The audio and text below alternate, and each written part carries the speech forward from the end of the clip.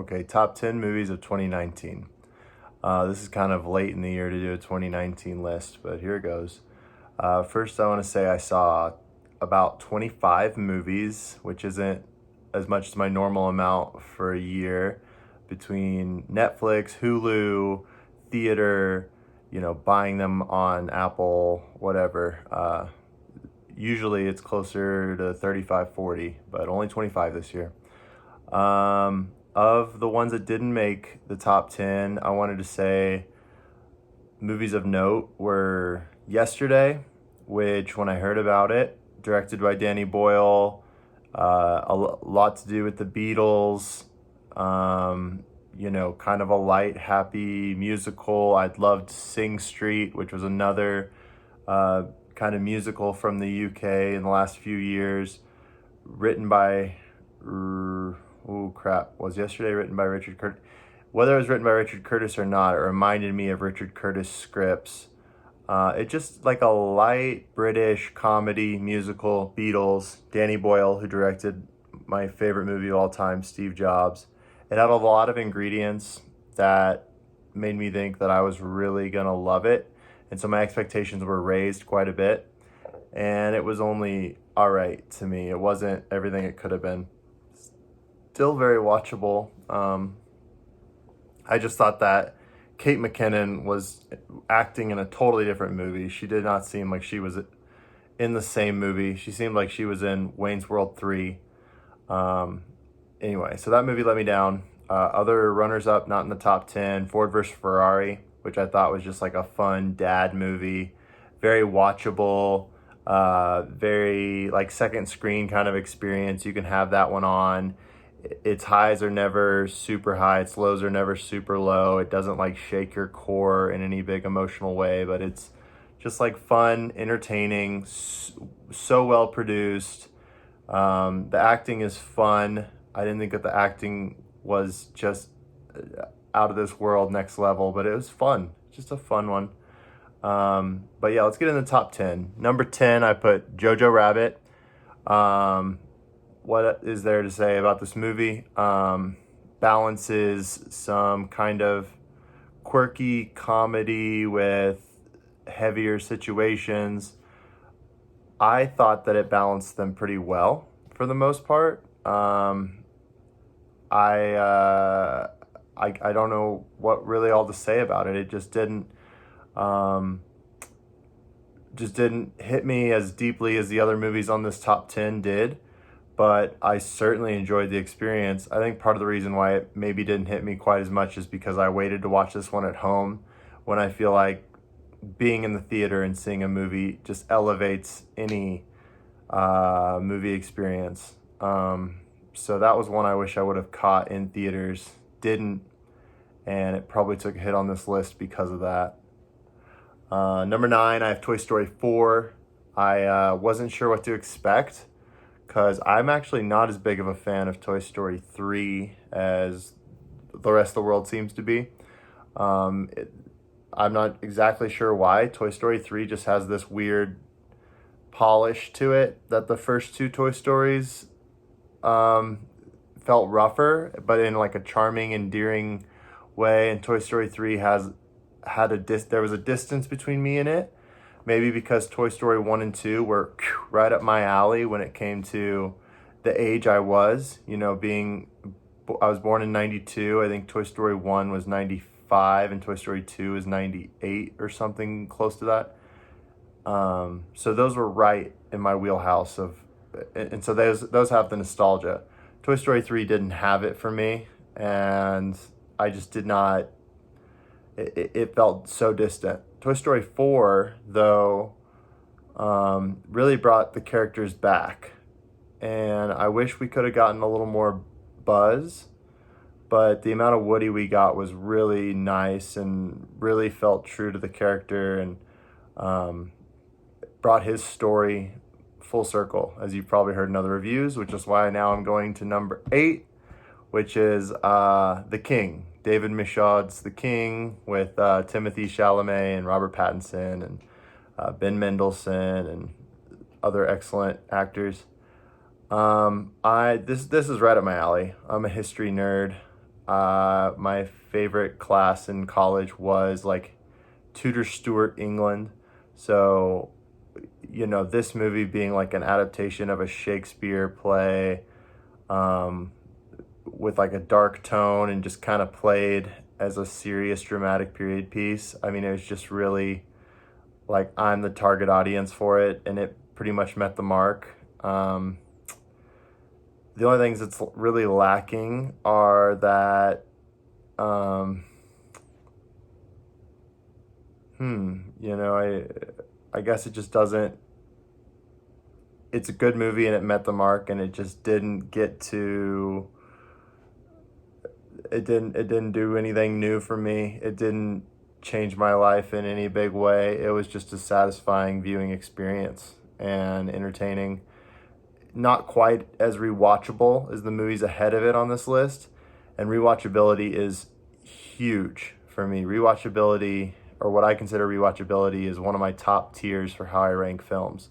So the amount of times I can rewatch it without being tired of it is so huge. And The King is not super rewatchable, maybe because it is heavy and pretty monotone. And but I thought the relationship between Timothy Chalamet and his father, Henry the Fourth and Henry the Fifth, I think was really interesting. And then between Timothy Chalamet and the Dauphin, played by Robert Pattinson, that dynamic was, I would have loved more of both of those dynamics, more dialogue scenes. But hopefully, the more dialogue scenes they could add in and then not throw off the pace, because the pace is really delicate and there are kind of some slower moments. Falstaff, played by Joel Edgerton, was great. He was good enough. He was fine. I thought he was serviceable, did a good job. Quite different than the other Falstaffs I've seen. Not played quite as much for comedy as the other ones, played more realistically. Anyway, that's enough about that movie. Number 7, this might be the one on the list that surprises people the most. I put Triple Frontier. Just fun, like fun action. I'm a sucker for getting the gang together, but I'm not big on the Fast and Furious type movies getting the gang together. This felt like getting the gang together, and it felt like these guys had actually been to war together. The camaraderie felt real to me. It gets right to it. There's a little bit of setup, which wasn't super well built. But then once you get to the meat of the story, about 20 minutes in, then it's just so fast from then on out. And it reminded me a little bit of Man vs. Wild in some ways. And just like a fun survivor, getting the gang together, everybody has like their area of specialty, which I always kind of like, okay, you're the bomb guy, you're the sharpshooter, you're the pilot, whatever it is. I like those kind of things that give people the identities and they felt real. And I just found it really fun, super watchable, and just the viewing experience I wanted. I wish I could have seen it on the big screen. This is like the kind of movie that I was looking for at 1 a.m. on a Thursday night when I was a high schooler, and this would have been my favorite movie. Just one of those kind of movies, those late night action movies. Number 6, I have John Wick 3 Parabellum. This one got a huge bump just because I'm not a huge action guy, and the fact that I was entertained and enjoyed an action movie speaks a lot to its quality. And John Wick 3 Parabellum has some of the best action sequences I've ever seen in my life. John Wick 3 and John Wick 1, the first and the third John Wicks, are some of the best action movies I have ever seen. And I do not like action. I find most of it tedious and meaningless and empty. Just, it doesn't click with me. I feel like I'm wasting my time. I feel like I'm watching a music video with bad techno music. Sorry,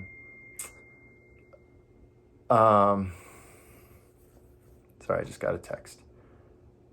and yeah, and they just build the lore of John Wick so well. Even though some of those scenes are slower, the action sequences are magnetic enough, and it's a worthwhile theater experience.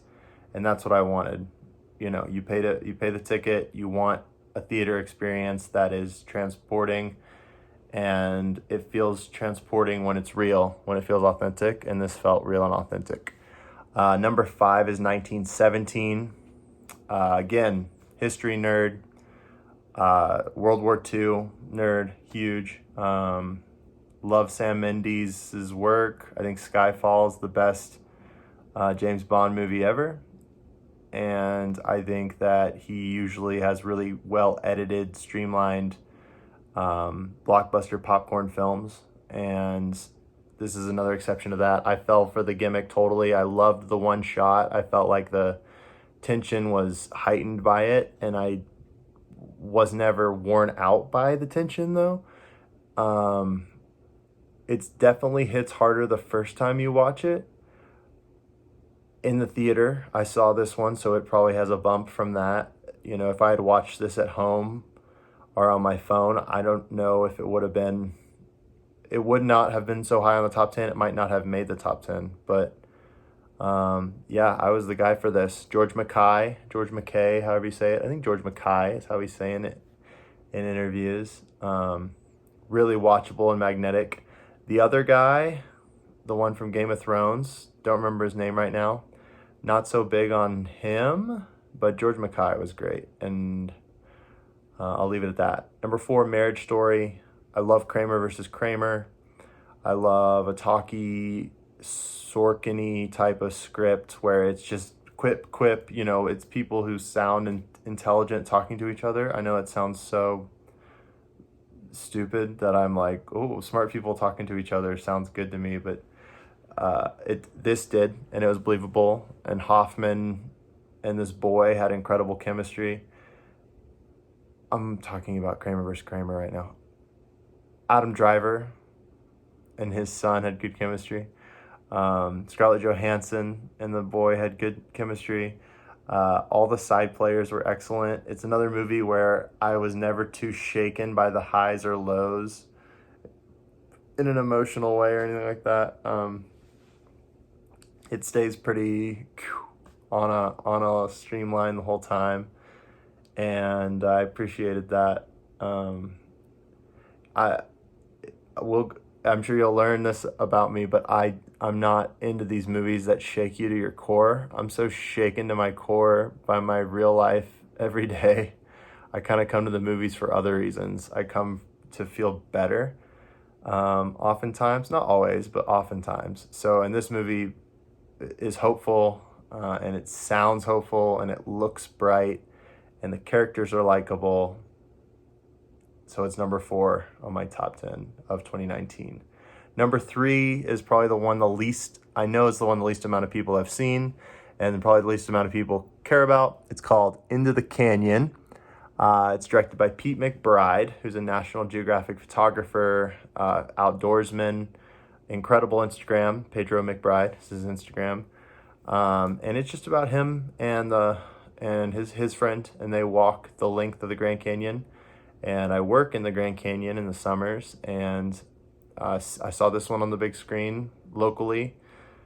And the visuals and the story and the meaning that this canyon has to these men, it was very personal.